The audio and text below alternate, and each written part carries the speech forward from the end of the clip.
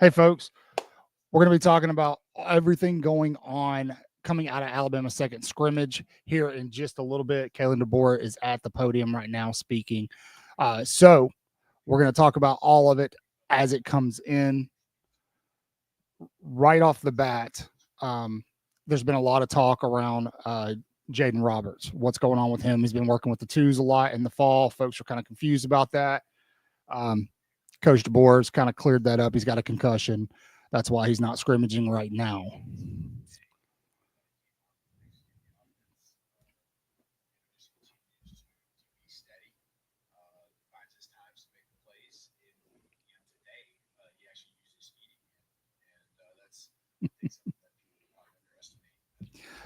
They certainly will underestimate Ty Simpson's feet. Absolutely. Let me know if you're in here in the chat. Let me know where you're watching from. Are you watching on X, YouTube?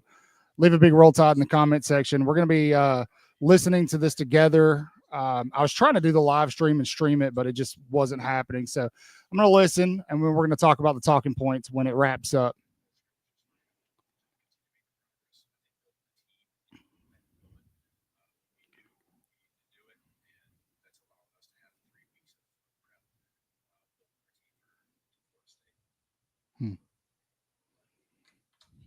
How much does the second scrimmage kind of solidify guys' positions on the field, or some of those still up for spots in the next 2 weeks of practice? We actually made a big. What's up, Jay Bake? How you doing, man? Welcome in. We're just going to talk about the scrimmage as soon as Coach is done speaking. He's up speaking right now, so we're just kind of listening. We're trying to get the live stream over here, but it was being a little silly, so a little laggy. So here, well, I'll tell you what, we'll try again.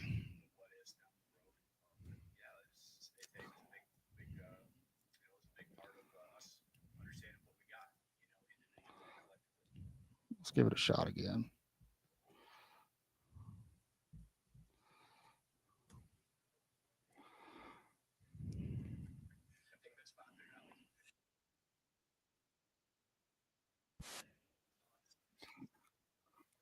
Let's get this up and see if we can get this to work for you guys.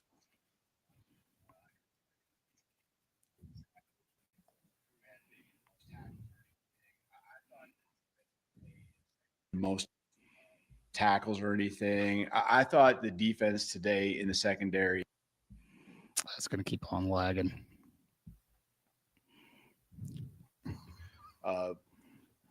Did a really good job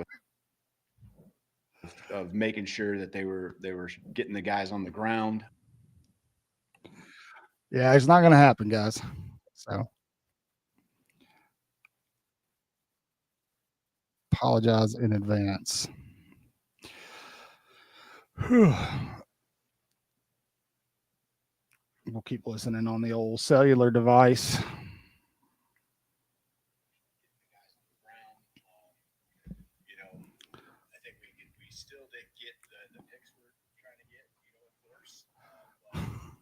Coach DeBoer up at the stand talking about second scrimmage right now. He's talking about the defense, discussing picks and how they still didn't get the picks that they want.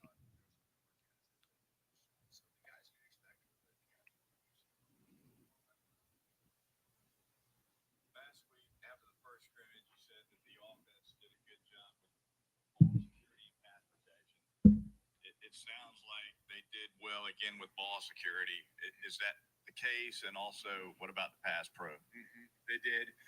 We had one ball that was competitive that I think was called a turnover. Probably would have been on a review if it was a real game to see if it was completed and then forced a fumble. But I think that the pass protection is consistent, solid. I think the key is for the quarterbacks that they drop back and they are comfortable with what is going to happen, and that they aren't wondering, man, this guy, I just never know. I never feel good about the right guard, right tackle, whatever it might be.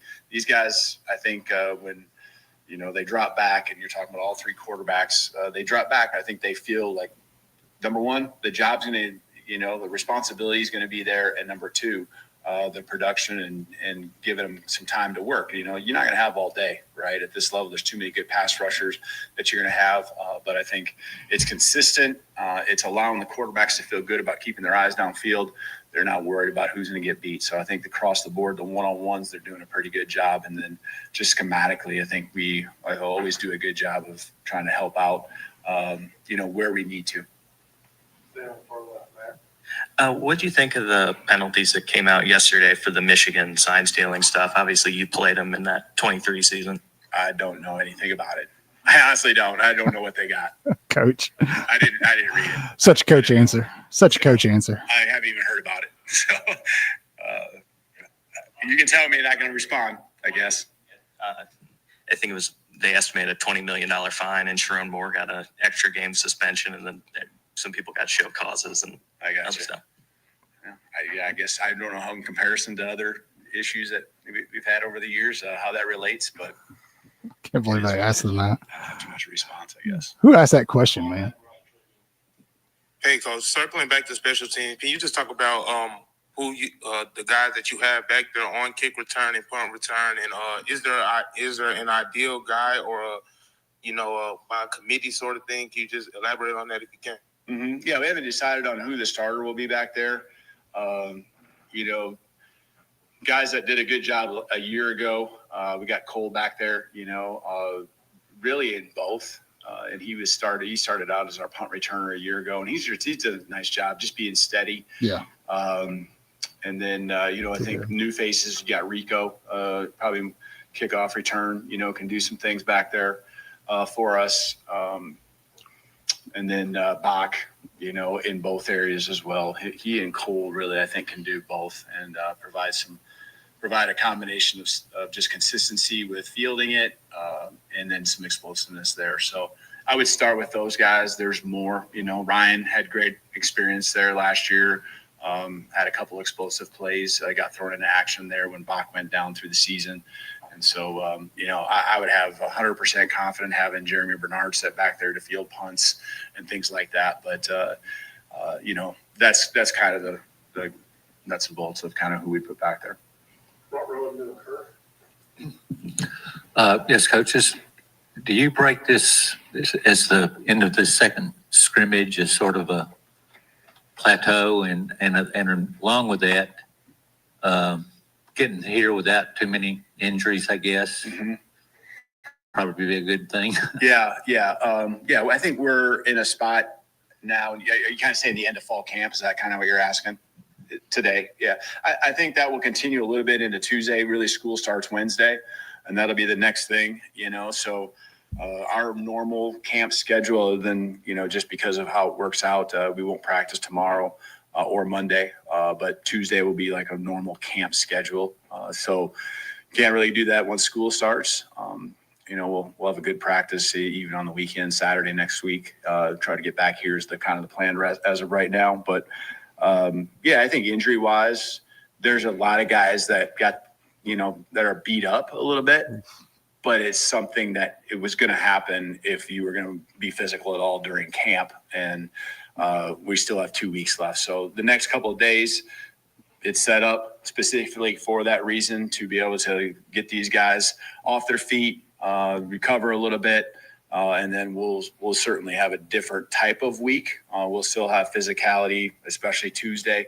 We'll get back after it, but it will look different. Like I said, we went hard last Saturday with a big scrimmage today, but also Tuesday and Thursday we did a number of live sessions moving the ball, just like you'd have seen out here today. Let's finish up with Will on the right side. Coach, you kind of alluded to it in your opening. It's definitely that time of year here in Tuscaloosa, weather-wise. Was the scrimmage start time today maybe meant to simulate some of what you'll be experiencing in Tallahassee in a couple of weeks? Yeah, 100%. Nice. We actually had it originally scheduled earlier, moved it back just to get a little more heat. And, it was good for us. We even conditioned at the end, did some extra work. And so just trying to get ready in every way possible. Thank you, Coach. Thank you, guys. All right, guys. There's Coach DeBoer following Alabama's second fall scrimmage. Any takeaways? Tell me in the comment what you think The injuries seem that was interesting to me, talking about, the guys are kind of beat up, but they kind of expected that because they wanted to have a very physical fall. I don't know how I feel about that. I think I kind of like it. Tell me what you think in the comments. That was my biggest takeaway. Injuries, obviously, talked about Jaden Roberts having a concussion, Smith not scrimmaging this fall.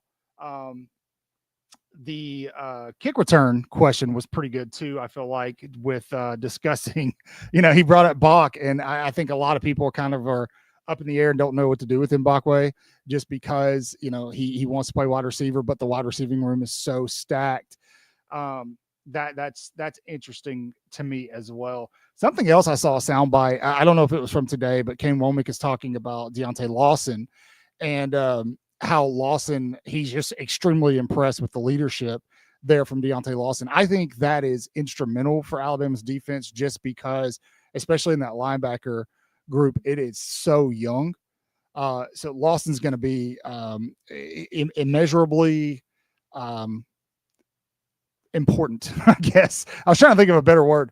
But yeah, Lawson's going to be incredibly important for that defense moving forward. But Kalen DeBoer, first and foremost, I feel like it's kind of fun to hear him talking now at these pressers and things after practices and after team events, just because he seems a little more comfortable in year two. Just hearing him speak, he seems a lot more comfortable being in front of the camera, kind of being the herald of Alabama football now. I'm sure that's a tough position to be in for him. I can't imagine, especially coming in with Nick Saban, and Nick Saban was so good with the media because there was so much reverence for him. It's interesting to see how Kalen DeBoer handles himself when he's talking to the media. In terms of what's gone on in this scrimmage, we didn't really get a ton of detail. He did talk about the secondary kind of not getting to the ball like he was hoping. But it does feel, I agree with this comment. It does feel like we're kind of getting back to Alabama football. I've said this in so many videos on so many lives. It feels like the mentality of this team, from the coaching staff down, really all over the place, feels different. And that's easy to say right now since the season hasn't started. But, it's exciting. It's extremely exciting. And it's hard not to get excited because the expectation in Tuscaloosa is so high. And we know, I think us as fans know that we have the talent on the roster to do it. We have the talent to compete with anybody in college football. It's just these small things that kept Alabama from it in 2024. And there's this underlying hope and desire that it's going to be fixed this year, going into this year. And so that starts with Kalen DeBoer. So right off the bat, hearing him be more comfortable in front of the audience, in front of, answering these questions, it feels good. It feels good. And I don't know who the guy is that asked him about the Michigan sanctions, but I think he handled that absolutely. He handled it like a pro, like he absolutely should. It's what a weird question. But in terms of, Bach being back there, yeah, he brought up Rico Scott. He didn't bring up Latia Brooks, which is interesting, Roan. I see that you're talking about that. Yeah, he didn't bring up Latia Brooks, but he did bring up Cole Adams, who did a really good job for Alabama in 2024, will likely be returning kicks back there. But he did say Bach was, Ryan Williams did a little bit last year. I don't expect Williams to do much of that this season. There's enough depth to where Ryan Williams doesn't have to be out there returning kicks. He does, Piano Man. You're absolutely right. He's got a completely different demeanor. I don't know. I can't really put my thumb directly on it, but he just feels more comfortable. And I guess that's the nature of the coaching position. Going into year two, you're going to be more comfortable no matter what. But when you kind of look at what he had to replace and what he had to deal with when he took the Alabama job, it kind of exacerbates how comfortable he is right now. So that's really exciting. But the biggest thing for me is him talking about injuries. It sounds like Alabama's been pretty blessed through fall. He did say that there are some guys banged up, but that was to be expected because they wanted the fall to be very physical, which that works for me. I like hearing that. I mean, I'm sure you do as well. And so, but he brought up Jaden Roberts again. If you're just popping in here, he brought up Jaden Roberts. He has not been scrimmaging. He before that, prior to that, he was working with the twos. Gino Vandermark was up there with the ones, and it sounds like that is because he has a concussion.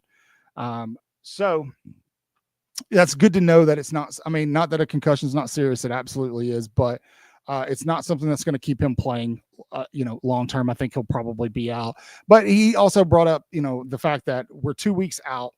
So, practice will look a little different this week so that guys can heal up, rest up, whatever they need to do as we get closer to the start of the season, because he understood that fall was going to be very physical. He wanted it to be physical for these guys. And I respect that. I like that. I think that a team needs to go through some kind of like process like that, like a forge almost. And it sounds like that's what Kalen DeBoer and this coaching staff has created in Tuscaloosa. And so I think it's going to bode well in the long run, especially when we start getting kind of in the meatier part of the schedule in 2025 with SEC play. I think that'll bode this team very well. He did talk about Ty a little bit, Ty doing what Ty does, And so defense caught up to it. All right, Crimson talent. From what I heard from the guy there, good offense. Defense caught up to it some. The ugly part of the team was our kicking sucks again. That's what, yeah, he did kind of talk about Talty missing some kicks. So we might just have to suffer through that again. But that was a signature of a really good Nick Saban coach team, was having a terrible kicker until Will Reichert strolled on campus. So maybe it's a blessing in disguise, as as long as we're not losing to the Arkansas of the world and things like that because we miss field goals. I'm okay with it. I mean, it's, live kicking is a lot different than kicking in practice. So he did bring up the kicking game, which I know kind of made everybody pucker a little bit, but I mean, let's be honest, outside of a couple of guys, we've never been great with the place kicking. And so I would love to hear your takeaways from what you've heard from Kalen DeBoer so far coming out of their second scrimmage. I did a video earlier today, really kind of harping on these wide receivers. He didn't hit much on the offense outside of talking about Ty Simpson, but I feel like they understand, the coaching staff understands how important it's going to have to be for Ty Simpson to get in there, get comfortable, and really distribute the ball. Again, not a knock against Jalen Milroe last year, but he just wasn't consistent in doing that. It just wasn't a good system for him. Assuming Ty Simpson can be, this wide receiving room is going to eat this year. And I'm excited to see some of these guys that we talk about. Chris is really excited about Rico Scott. So it's kind of cool to hear Coach DeBoer talk about him returning kicks, because I think Scott could be that guy. You know what I mean? I mean, when I think of kick returners at Alabama, obviously we go all the way back to like Javier Arenas, but Jalen Waddle was a great one. I hated that he was returning kicks, but at the same time, he was so good. And I think Rico Scott could kind of be that flashy in the return game. So that'll be pretty great. There we go. Yeah, exactly. Exactly. And then to Jay Rome's point, extra points only, baby. Yeah, looks like this offense won't be kicking many field goals this year, just a lot of touchdowns. I hope you're right. And it's hard. Again, it's hard to manage the expectations because as fans, we know the pieces are there. And you can see it. And so, if you watch these interviews with Kane Womack knows what he's sitting on. He knows. They talked about the secondary a little bit. Coach DeBoer did. He was asked about the secondary, so he answered the question. He brought up the secondary and them not getting any picks today, which tells me one of two things. We know from the first scrimmage that the secondary was getting very close to picking the ball up, but this means that the quarterbacks are placing the ball well. In my mind, that's just me. That's just what I think. That's what I'm saying. It means that they are placing the ball well. So, that's promising. That's exciting. It's promising, and it really excites me. And it's hard to kind of temper the expectation because every one of you in the chat, myself, all 8 of you now, 9 of you now watching, that this roster is really good. Despite the transfer portal, despite NIL, despite all these things, Alabama's roster is still full of 5 and 4-star guys who can go on and make huge plays all over the field. And that's exciting. And I can't imagine what that must be like for Coach DeBoer to know that he's sitting on that gold mine too. He's just a little more poised about it. But when you look at Kane Womack's face when he's interviewing, you can tell he knows. Like, he is well aware that he is sitting on something very, very special. I think Ryan Grubb kind of gives off that vibe a little bit too, especially with Ty Simpson. I mean, coming into that presser last week and going, "Hey guys, Ty Simpson's our starter." That was pretty cool. You know, that was really exciting to see that. So news straight from the horse's mouth, and the horse being Kalen DeBoer, coming out of Alabama's second scrimmage. Tell me in the chat what was your takeaway. There's 167 of you in here, so don't be shy. Leave a comment. We'll pop it up on the screen and tell us what you think about what you heard from Kalen DeBoer. Yeah, I think you're right. I think you're absolutely right. I think that's why the DBs aren't getting the picks that he brought it up. I also like that he brought that up publicly, because that's going to be a cherry pick talking point for the media and people like me. I'm not media. I'm just some guy that sits in front of a camera, but people are going to talk about that, and they're going to make videos about it, and they're going to make social media posts about it. So I like that he did that verbally. A little strategic there to kind of, light a fire under their ass. So it's exciting, man. It's really exciting. I can't believe that in 2 weeks from today, we'll be watching Alabama football. Also, I thought it was really cool that he admitted to moving the scrimmage time to kind of better condition the team to the temps. He said that they were going to scrimmage. The second scrimmage was going to be earlier in the day, but they moved it to midday so that it would better replicate the temperatures that they're going to face down in Tallahassee in a couple of weeks. So that was a pretty cool little strategic coaching move there by Kalen DeBoer. No ice cream trucks is my understanding today as well. So maybe there was one, I don't know. So, but yeah, not a ton of news coming out. We can kind of go ahead and do some scrolling on social media and react to some things, to what some people are saying. But it sounds like Alabama's offense is exactly where we expected it to be. I mean, it just feels like, with the naming of Ty Simpson, and Coach DeBoer talked about that. He was asked about it after the first scrimmage. He said it kind of just made sense. And that, they evaluated the whole product, and that gave them the best opportunity to win Ty Simpson. It's so hard to not have these ridiculously high expectations for Alabama's offense.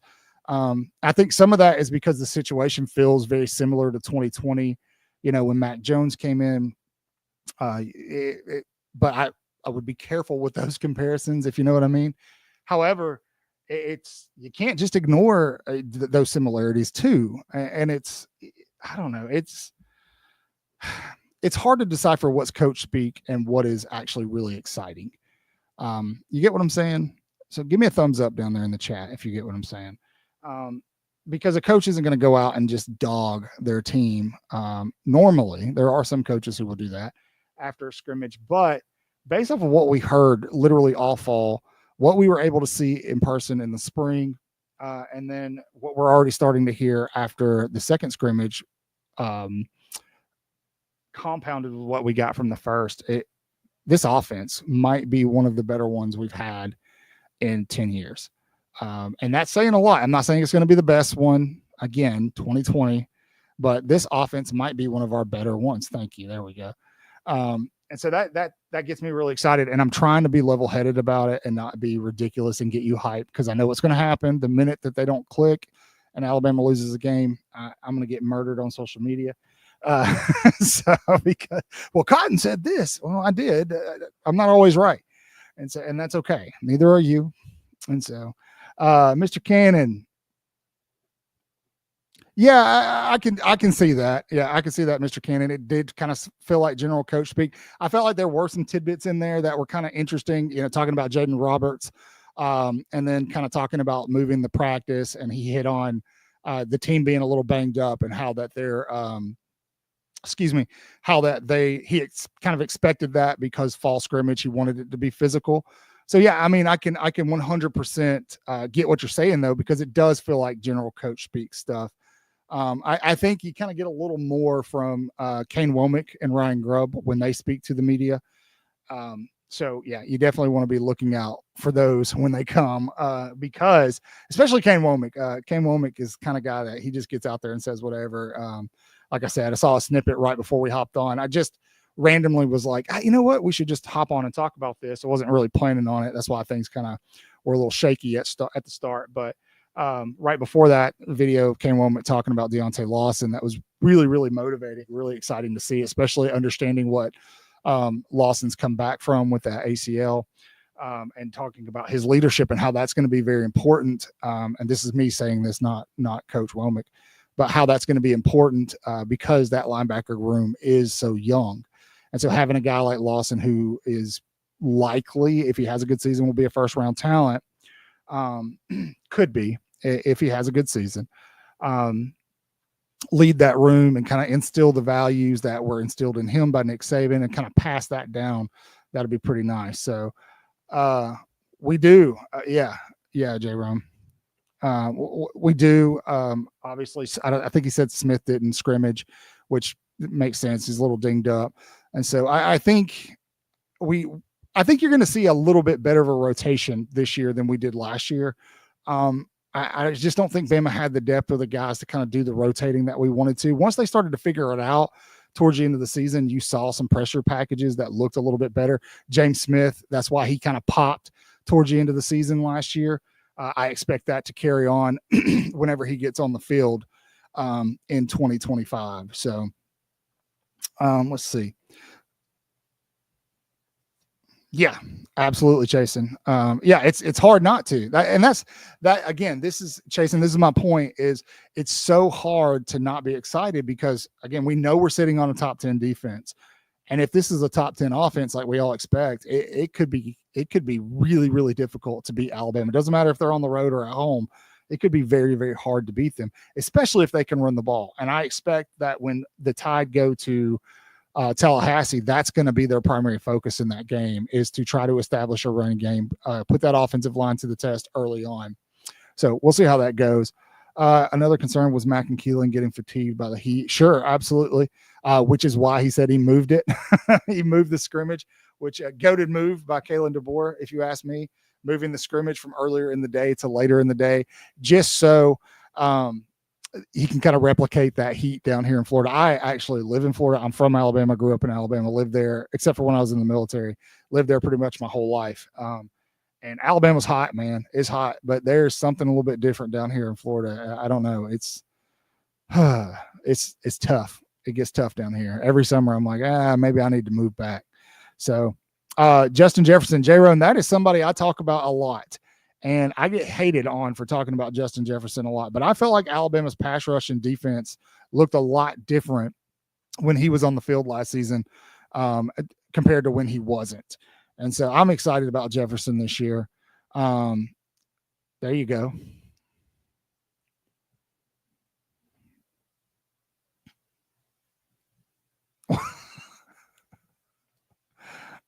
Beautiful. Outstanding. What else are you guys hearing out of scrimmage? Tell me below. Tell me in the comment section.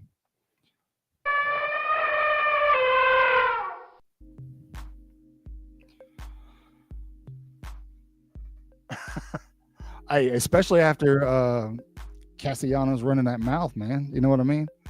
Did you guys see the video I posted of Castellanos? I didn't realize he was that small, or that picture. I didn't realize he was as small as he is. I want to see how tall he is. How tall is Tommy Castellanos? Let's look it up. He can't be that tall, man. Let's look it up. He's 5'11". Okay. Oof. Yeah, I didn't realize he was that tiny. Not that he's tiny, but I mean, for a D1 college quarterback, that's pretty small. I'm excited about that D-line. I wish somebody would have asked a little bit more about the pass rush, but I don't have any. I don't have any concerns about it right now. I think that there's enough depth there to kind of get a rotation going early on in the season and to keep fresh legs in there. And I think that's what Bama was lacking a little bit last year. Like I said, they started to figure it out towards the second half of the season. You started to see some guys kind of pop, James Smith being one of them. I expect to see him have a really, really, really good year this year. I guess the biggest takeaway would be the fact that there's kicking concerns apparently again in Tuscaloosa. So, but again, that was a hallmark of many national championship Nick Saban coach teams. So I'm okay with it. Not really. We need to be kicking field goals. So J-Roan, let's see. Yeah, I'm thinking about finally getting the players he wants, and you see what he did at Washington. Yeah, we actually talked to Xavier Griffin, 5-star linebacker. He was on the show with us, him and his mom, and she brought up that it's kind of cool to see these kids that are there now. They're buying what Kalen DeBoer's selling. And I say it this way. Kalen DeBoer is creating Kalen DeBoer's Alabama, but he's doing it via Nick Saban's standard. And I think that any coach who came in after Nick Saban has to do that. Because, I mean, that standard, that process that Nick Saban always talks about and preaches about, that's something that you don't want to lose. It's become embedded into Alabama football. It is part of Alabama football. It's part of the history, the tradition, the legacy. So you don't want to lose it.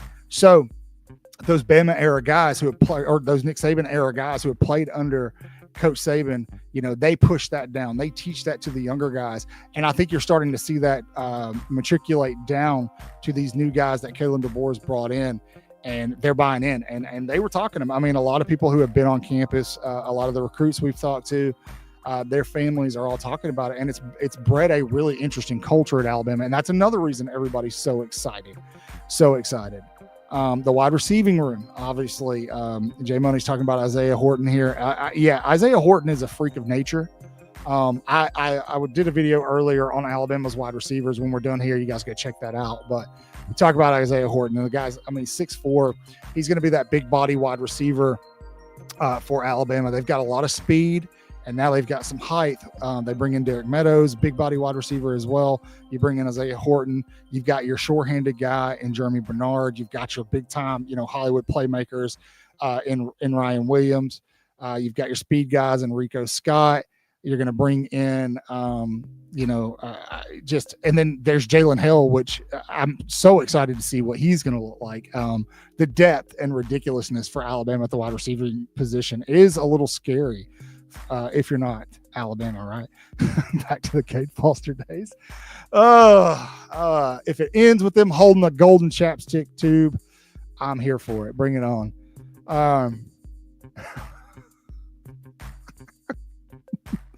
He's about to regret it. Dude should have kept his mouth shut. So, oh man, yes, Smith should be back soon. He didn't allude to that. He really only alluded to what was going on with Jaden Roberts, and he said he had a concussion. So, okay, yeah, Crimson Talent prospects. How many TDs did Ty and Mac throw? Tell us.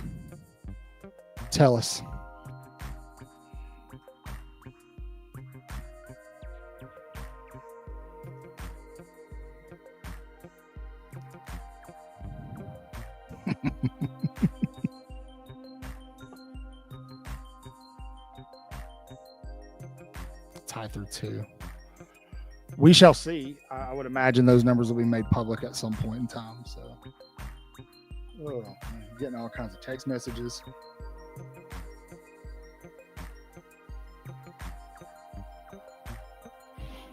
Anyway, how are we feeling, folks? Second scrimmage is over. Per Tim Keenan's comments about this scrimmage really kind of solidifies your position. Kalen DeBoer was asked that question. He hit on it a little bit, really kind of gave a coach answer. I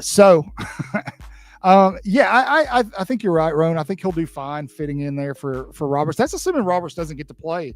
You've got 2 weeks. Coach DeBoer brought that up too.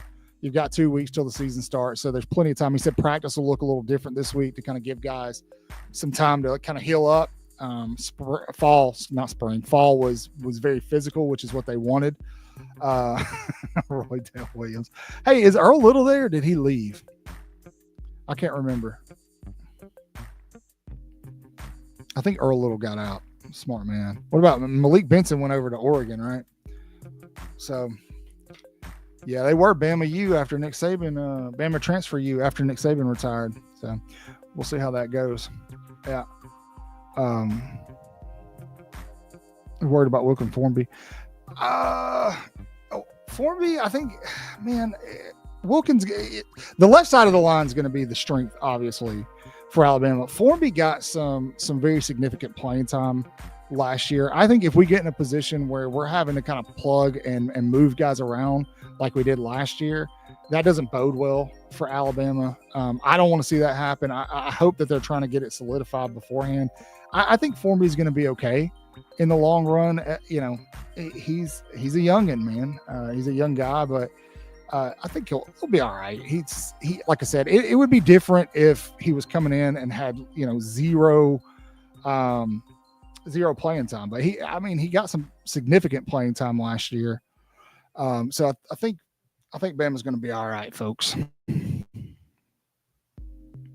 So he played 9 games. He started at right tackle a couple of times.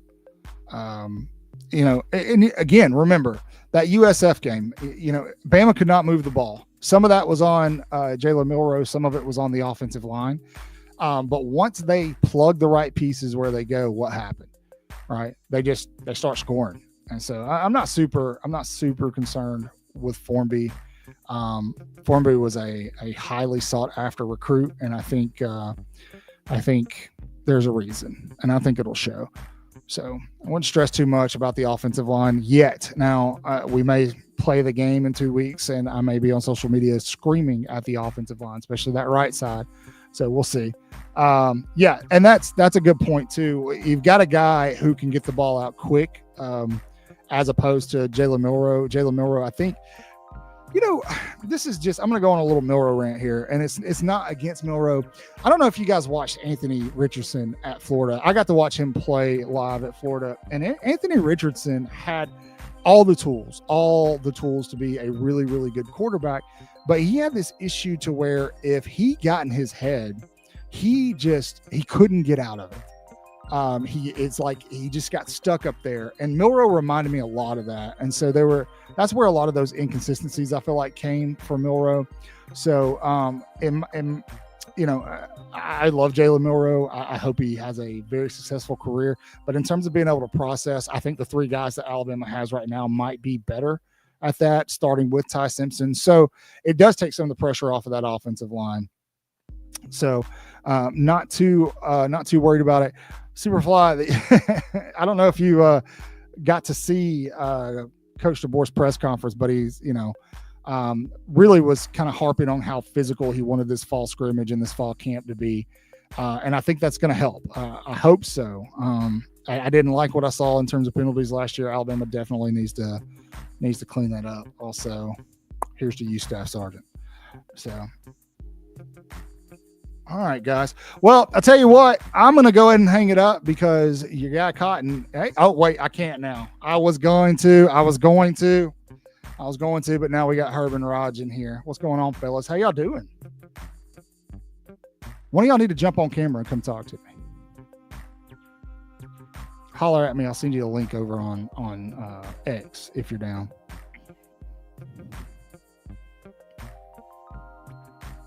We'll give them a second to respond. Tell me in the chat, what are you most excited about? What's the position group that nobody's talking about that you think is going to be underrated for Alabama in 2025? I'm going to go ahead and get her and Raj set up here. Man, they can kind of help me out because I am, I got to tell you what, man, I'm struggling here still.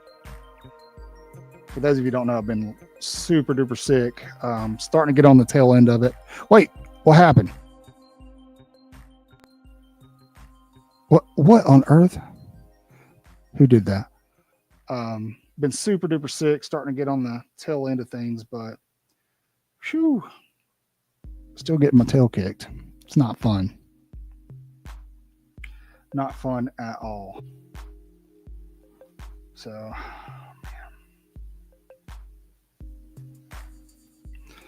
just a second there, fellas. I'm getting you that link sent over to you. I'm going to send it to you guys over on X, Herb.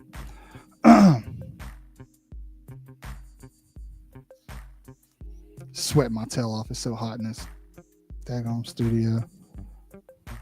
All right, there we go. It is sent, fellas. Come on. Come on and let's talk ball.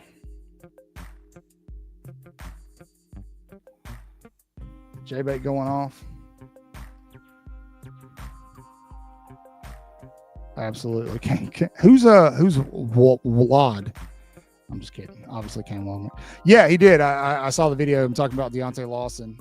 That one got me hyped because that has been a position of concern for me kind of leading into the season. Not that the linebackers are bad, just that there's a lot of youth at that position in terms of depth. So that one definitely kind of made me a little nervous, but good to hear Coach Womack kind of shore that up and make us feel a little bit better. Waiting on old Herb and Raj to get in here. Let me talk to him about this scrimmage.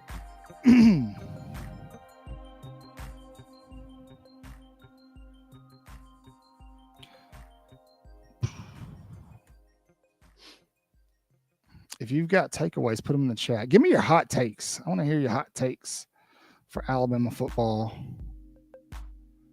this year. Put them in the chat.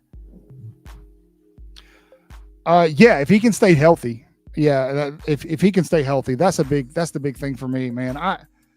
He could definitely do it. I think Lawson has the potential to be a first round talent. Maybe not high first round, but he's really got to shine this year.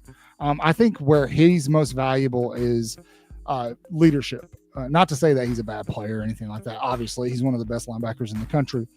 But in terms of leadership and the value that he's going to instill to these younger guys, the accountability that he'll hold, he's a Nick Saban voice. So that's going to carry a lot of significance and a lot of weight for folks. So, I think he could have a stellar year, both in the locker room and on the field. So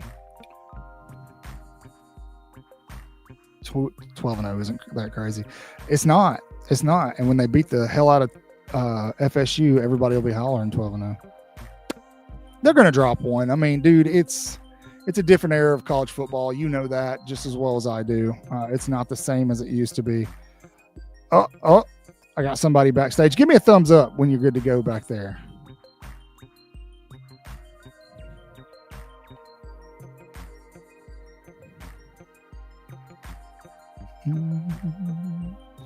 USC is the one that gets me. I don't know that Bama's going to have that much of an issue with Georgia. Honestly, I just don't. Not that Georgia's not going to be good. So.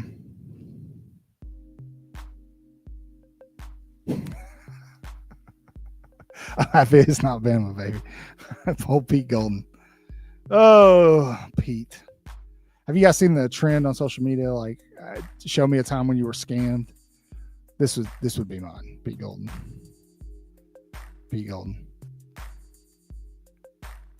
Herbie, how we looking back there, buddy? All right, he's coming on from the Herb and Raj podcast, straight out of nowhere because he wasn't planning on doing this. Welcome in, Herb. How you doing, man? Man, I am good. We're out at the pool, and so I had to throw on stuff. The bottom half of me is soaked right now. That's okay. The top half of me is good. Yes. And I turned the TV on back there, so the people it's my brother-in-law's birthday, and so he's here with his family. And so they're probably all going, where did Herb just go? Because I didn't say bye to anybody. I just, we're doing, cotton calls, you go running, buddy. Yeah, we're doing YouTube stuff with our friends, man. So did you get a chance to watch press conference? No. So this is, because we go on at 7:30. So my plan was to get out of there a little bit and check some of the stuff out. Okay. In preparation for that. So no, not yet. I see what a couple people posted, all the quarterbacks. That's what she said. Yeah. I missed which part, but it was probably funny. If it's Jay Bake, that was funny. Yeah, it was the you being wet down there thing. Yes. My wife's watching and she's probably like, babe, really? I'm gonna get a text in a minute. Sorry about that. It's Jay Bake, not us. Oh, she's my wife. She's used to that anyway. So man, so basically the big news I feel like, and maybe I'm wrong, chat, correct me. What's up, Nick? Roll Tide is that Jaden Roberts has a concussion. Right. We might not have a good place kicker. Oh gosh.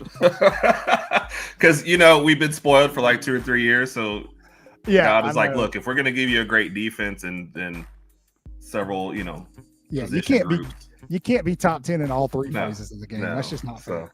And so, and then it sounds like really cool. They asked Coach DeBoer about the time.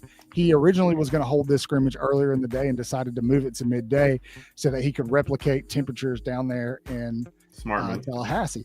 I thought that was very smart. Now, I'm in Florida as we're talking. You're in Alabama, correct? Yes, sir. Right now, what's the temp there right now? What do we like? I mean, we're heavily overcast today, so it feels like it's around 75, 80, and then clouds overhead, so it's not bad. But replicating the temperature, I remember when we went to Texas, and they sat us right next to the sun, which is what I would assume Florida State's going to do. And the guy when we went in was like, "Oh, y'all ready for these temperatures?" Oh man, it's hot in Alabama.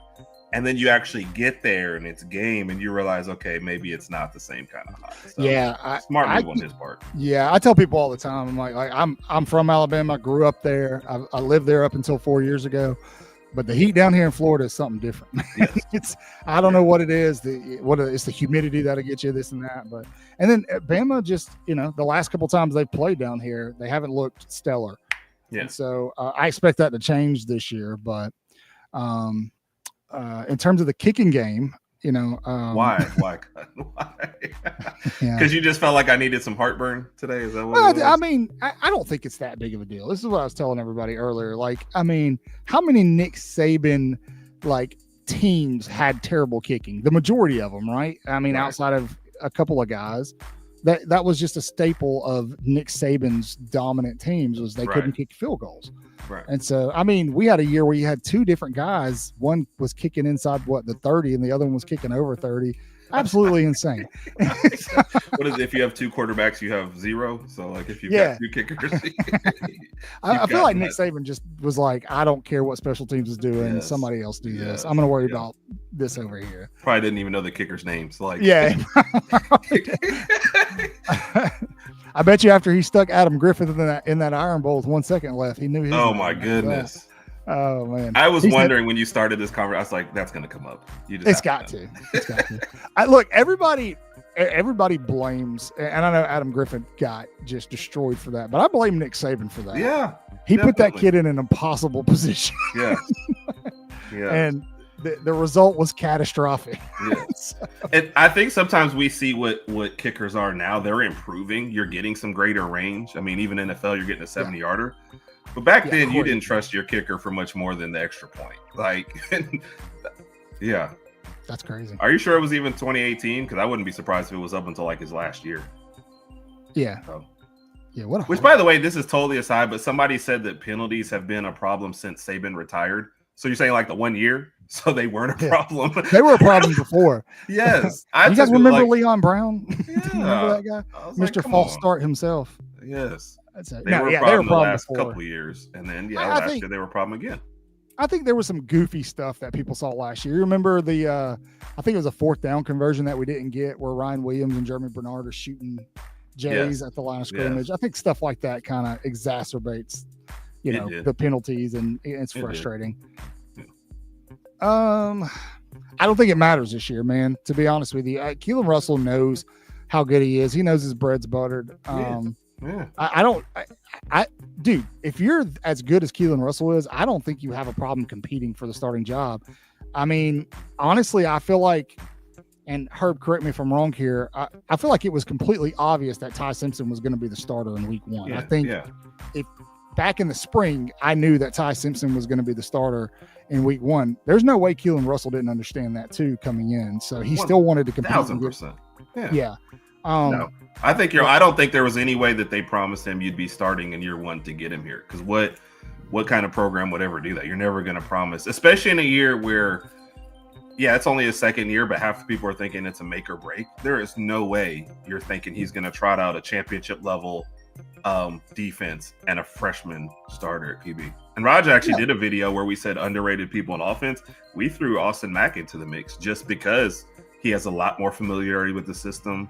than Keelan Yeah. Russell. You know, Yeah. Austin Mack theoretically should be your number 2 going into this year. And if your only reason for having Keelan Russell up there is so you don't lose, now if he's won the number 2, that's fine. Yeah. But don't give him something he hasn't won just to keep him around. Yeah, absolutely. And I did a video on this. I think I posted it yesterday, the day before. It kind of caught legs and went off running, but I kind of went on a tangent about Paul Feinbaum. But really, what I was talking about was there's this like culture now in college football, even in the NFL, where you want to take a quarterback, and because they're a 5-star or because they're a high draft pick, and you want to just plug and play, and that is not always doable. No. It's not. And I was talking about Graham Mertz. He was talking about that on the SEC documentary. Forgot what it's called, Any Given Saturday. And he was talking about his time at Wisconsin, where he's like, I wasn't ready, and I got put in there. The expectations were too high, and I failed. Yeah. And Coach Saban's talked about that, what that can do to those kids' psyche over the course of their career. You pretty much, Billy Napier was talking about it. You destroy their confidence, and that's it, man. It's over. Yeah. And before you got on, I was kind of talking about Anthony Richardson, Jalen Milroe, making a comparison there. I felt like that was kind of some of their problem.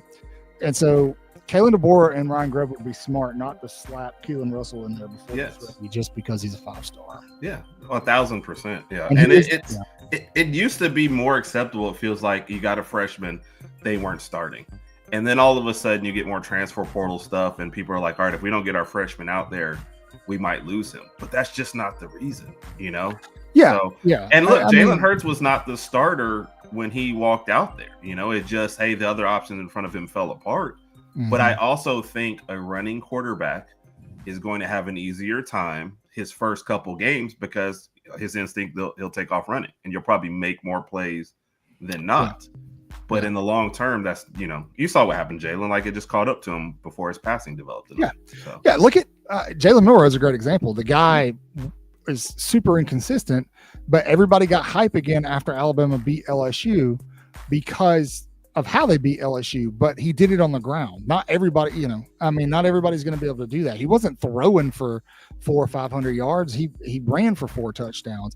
You remember Last Chance U? Yes. Rhett Lashley, I think it was, when he was at Auburn, he went down and watched James Franklin III play at a game in JUCO, and the guy ran for 4 touchdowns in 1/2, and he offers him on the spot. And what happened when he got to college? Right. He wasn't ready, man. He wasn't ready. No. Running quarterbacks, the thing about it in high school is you can outrun everybody. And then all of a sudden you get to, the college level, and you're like, all right, I'm outrunning like half these people. And then you get to the NFL, and if you haven't developed, like, the 3rd string linebacker can still hawk you down. So absolutely. Yeah. And I don't know if that's a shot. I'm not taking a shot at Jalen anyway. And yeah, his long-term development was great, but you saw their plan was not to start him that first year. And I think that was a good plan. Look, it ended up being good, and his instincts took over, and he was great. He's a Bama legend. I love him, but the plan was not to start him in that first year. It just kind of happened. So right. Yeah.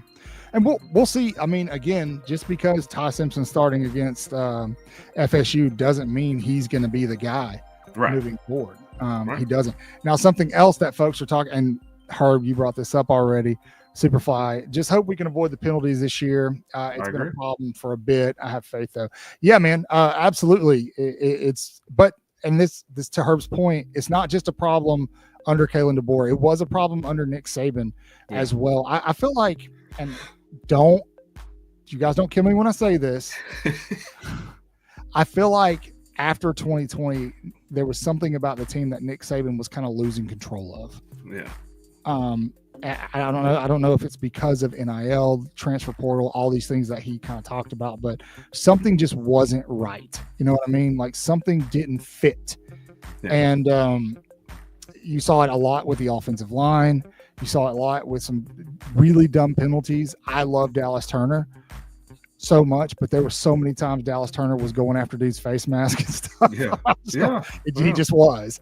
And so I would love to see a lot of that cleaned up. I agree with you 100%. Yeah, absolutely. And the person is right. Like, last year was not good for that. I think for the end of Saban's tenure, I think one thing that we don't talk a lot about, because we do put a lot of it on NIL, But I think losing coordinators year after year after year also drains you. It hurts your recruiting because you saw that the natty we were at against Georgia. How are we running in there with like 1.5 good, two good receivers and like that's it? That's very un-Bama-like. And then like you said, all the penalties and stuff. I think that's kind of attributed to that. You can't keep a staff together. And I say not keep a staff. Like it wasn't his fault that everybody was so good they were getting other jobs. You know what I mean? But that wears on you as well, and it hurts your continuity, and it hurts stuff like this. That's a really good point, and I don't think enough people talk about that, Herb.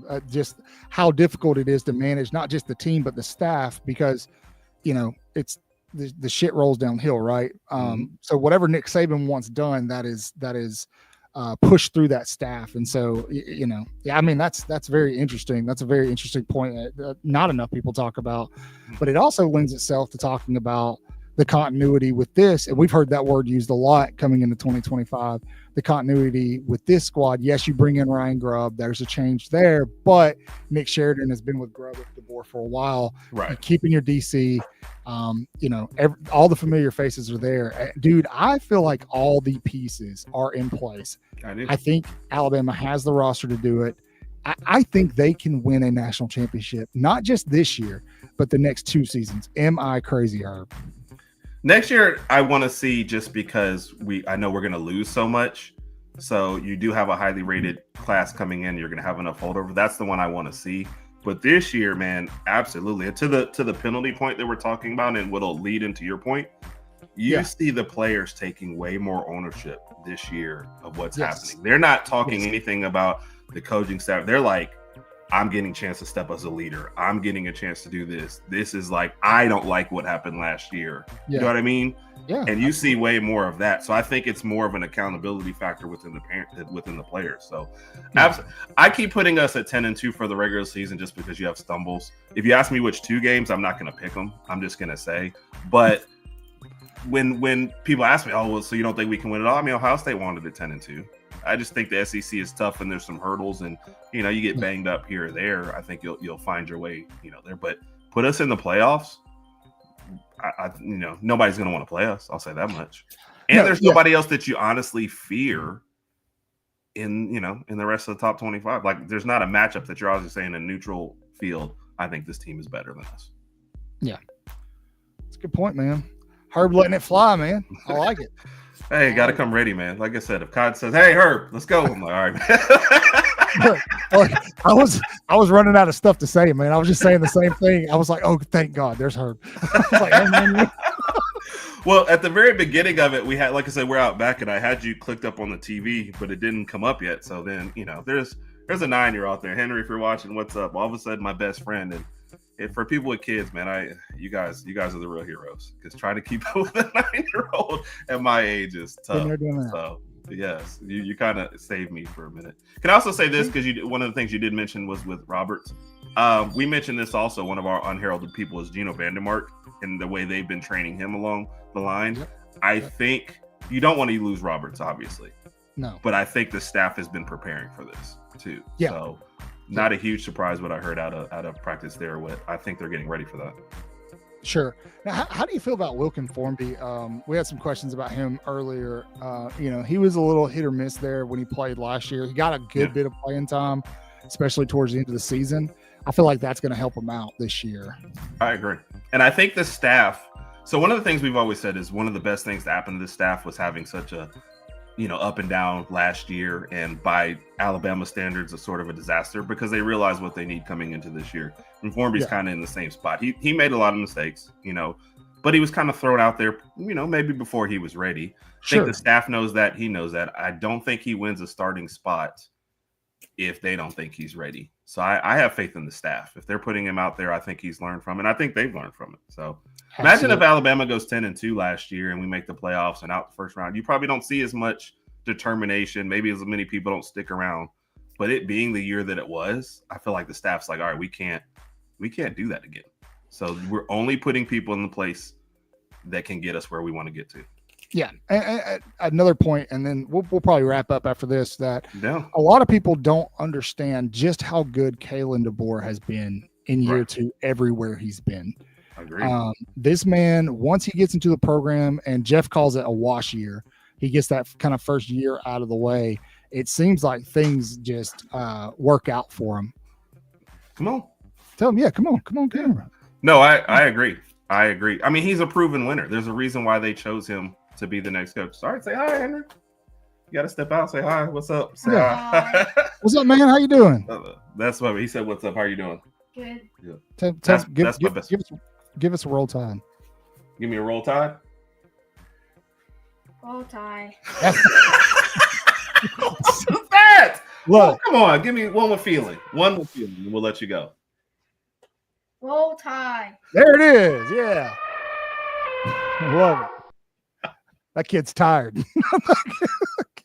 Wanted to jump in the pool at 10, and it's almost 5 now. So yeah. You need to go get you a sandwich, Yeah. some potato chips, and go to bed. Yeah. But Sandwich, potato chips, bed. Nah, he's sticking up for the podcast later. He's gonna ride the treadmill the whole time we're on the air. So good stuff. Yeah. Absolutely love it. But All to your right. point, real quick, and I know we're going. No, Yeah. absolutely, he's been a winner. He knows what the programs need. He also accepted this job. I always said the person who takes this job out from Nick Saban was getting fired in year 2 or 3. Just because it's an impossible thing to live up to. So I totally believe in him, and I think people need to back him a little bit more and understand, what the situation was last year, and he's finally kind of getting the team around to where he wants. And only year 2, I think he's going to be great. Full faith. Absolutely. Well, Herb, thanks for hanging out with us. Tell everybody about the Herb and Raj podcast, where they can find you. All right, Herb and Raj podcast. You see our Twitter handle there. You can go there and find all our links. But Herb and Raj podcast, we're going tonight live 7:30. Which, by the way, this kind of mirrors the last time you came on our show. Already on air and jumping on, so I appreciate you, man.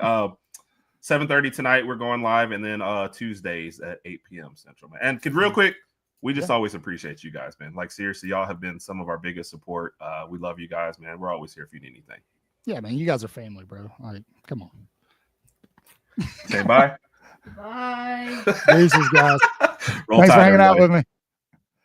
Hey, guys. All right. We're going to go ahead and wrap up. Before you go, please like, subscribe, hit the notification bell, do all the things. Tell your grandmama and them about us. We got a good live show coming up this Thursday night. We're going to be doing our preseason picks. We'll do our college football playoff field, as well as predict the national championship, SEC champion. All of those things. We'll also be doing our week 0 picks. Those are always a lot of fun. Hot takes. You guys love hot takes. So be there 8 p.m. Central Time right here on YouTube or over on X, whichever you want to watch. Thank you for hanging out with me. Sorry about all the bumps and bruises when we first got started. That's just kind of how the cookie crumbles sometimes, right? As always, say your prayers, read your Bibles, wash your hands, horns down, beat Auburn and LSU and Tennessee too. Roll Tide.